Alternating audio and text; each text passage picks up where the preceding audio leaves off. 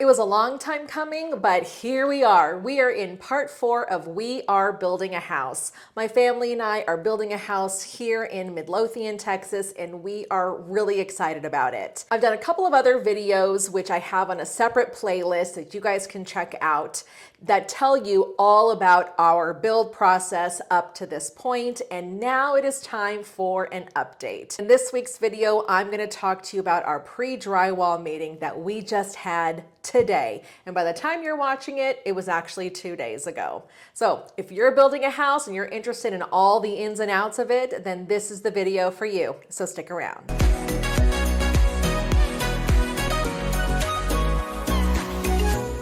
Hey everyone, my name is Danae Hewitt and I am your go-to DFW realtor with Brico Realty Services.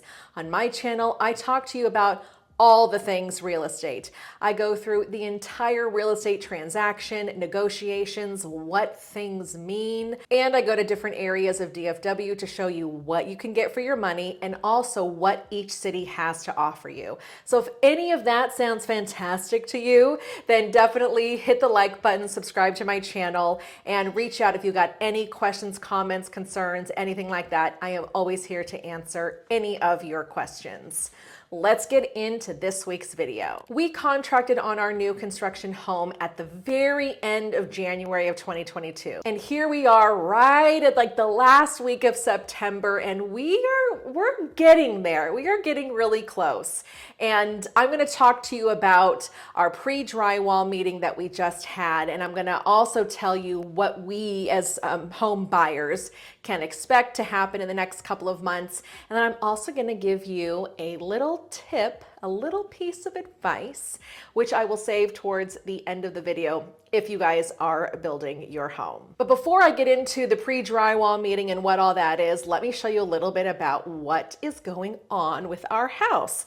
The last video I showed you, all it was just foundation. That was it. There was nothing. Well, now there is a lot of stuff. As you can see, we have studs up on our house. The house has been framed. We have the roof on it. All of our windows have been installed. We've got plumbing installed, electrical installed. Home Pro has come in and done all of the pre-wiring for the speakers and entertainment stuff that we're doing inside of the house. Our recess lighting has all been put up, and then of course any of the where the light fixtures will go, all of that, of course, that lighting is there ready for that fixture to go there. So there is just a lot that has happened with our house. And we probably go there twice a week to check on it. Currently, we don't live too far from it, so it's, sure. And it's actually been really convenient sometimes, like if I'm showing a home in Midlothian or listing a home in Midlothian, whatever it is, I'll cruise by the house and just, see what's going on. So, which is really nice. Things are going really well with our builder. And I've said that in the other couple of videos that things are going really well. And so I still don't want to say who our builder is. If you email or call, I'll definitely let you know. But if something goes south, which I don't anticipate it happening, I just don't want to put them on blast. You know what I mean? So I've actually had a couple people already reach out that have watched my videos that have asked who the builder is. So, and I have happily shared them, but things are going great with them. We feel like the house has actually gone up rather quickly. We do know that there has been some HVAC delays, and so that there was definitely probably 2 to 3 weeks, and it was like, okay, nothing really has happened, but they were waiting on the HVAC to get delivered. Obviously, that certainly needs to get delivered and installed before we put the walls up. The other delay with the HVAC is the condensers. And so that's going to be something that we have to just cross our fingers and hope we're not super delayed with that. We don't need the condensers now, but we're getting to that point where we're going to need them here in a little bit. So hopefully that's not too much of a delay right now. In terms of communication with us of like what's going on, in the very beginning when the house was being framed, we got pictures of, hey, here's the house being framed and the roof was put on, because that's all stuff that you can certainly just see from the outside without having to having to go in. And of course, we saw all of that too.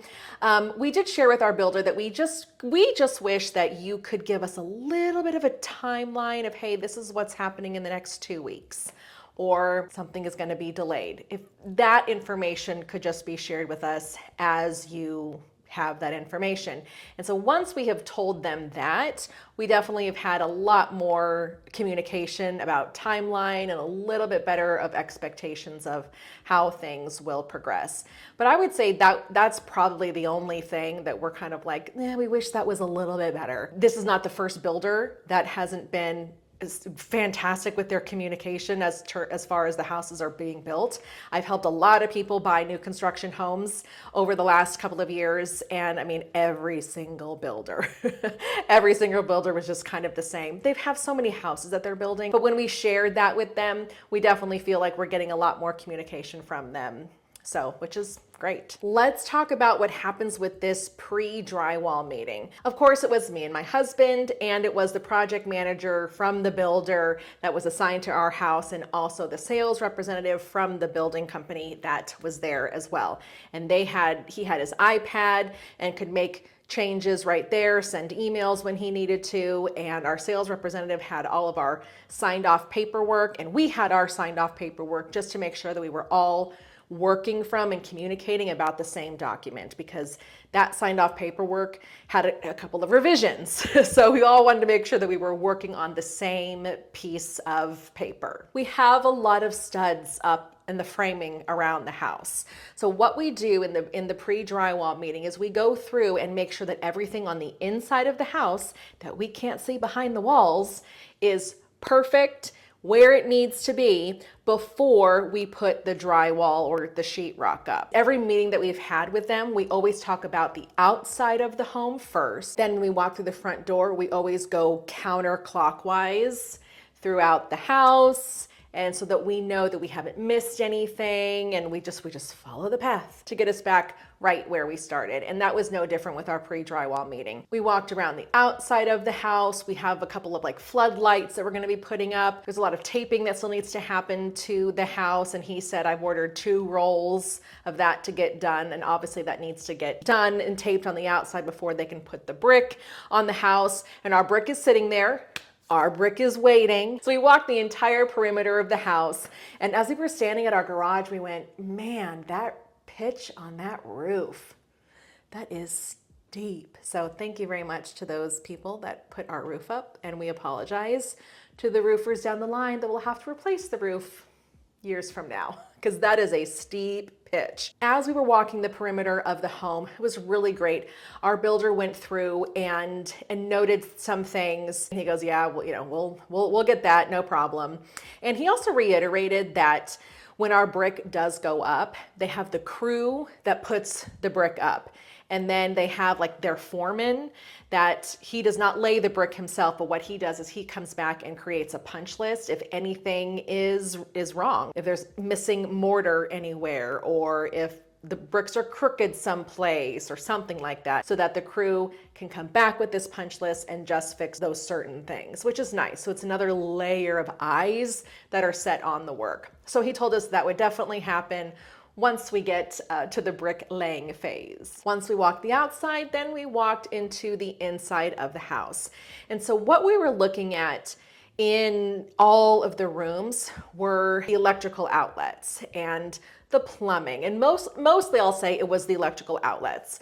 We actually added a few extra outlets at a charge, of course, because we wanted to make sure that we had variety and options with furniture and rooms, and we knew certain things we wanted to have electrical there for a certain reason. And so of course we just made sure that all of that was there. There were a couple of things that needed to be fixed, and our builder was great with it. Like for instance, we wanted an outlet to be underneath one of the windows, and it wasn't, it was off to the side. So he goes, oh yeah, you're right. Okay. So he just marked it and put a little arrow, and then there you go. And then hopefully the electrician will find it and see it and make the change. There was no pushback. It was, sure, yeah, no problem. We'll make that happen.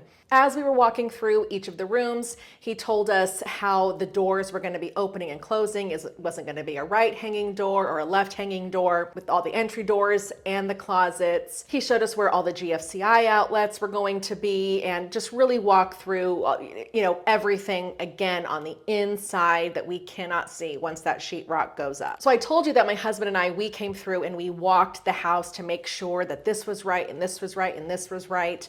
And so there were a couple things that we were like, we don't think they did this right. We have to make sure that we tell them. And of course, we didn't phrase it that way, of course. When we get to the meeting and we share, well, hey, okay, so for example, the mantle.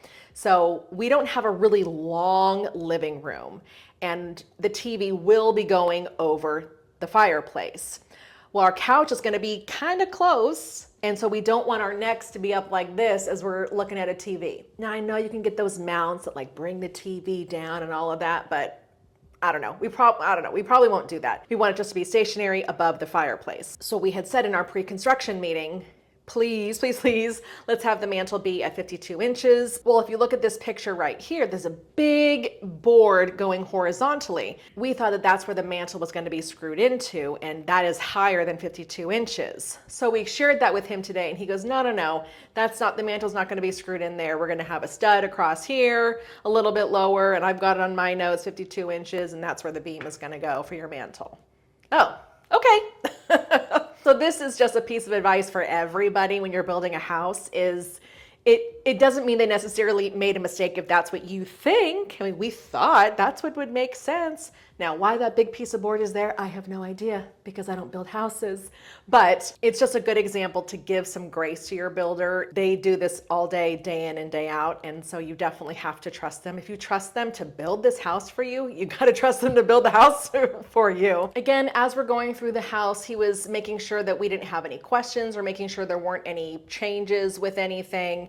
And I would probably say that meeting lasted about an hour. Then, we hang out and chatted for a little bit after that. And then they had their pre-drywall meeting next door to us right after ours. Next steps. What are the next steps that's going to be happening with our house? I asked him that question and his answer made me kind of nervous, yikes, it's going to be really soon.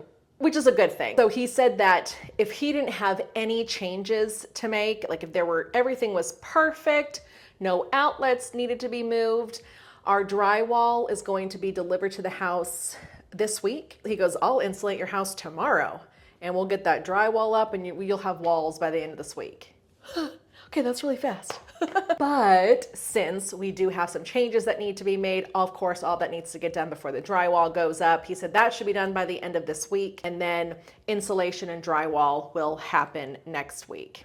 So for those of you watching this video, I'm actually kind of talking in real time.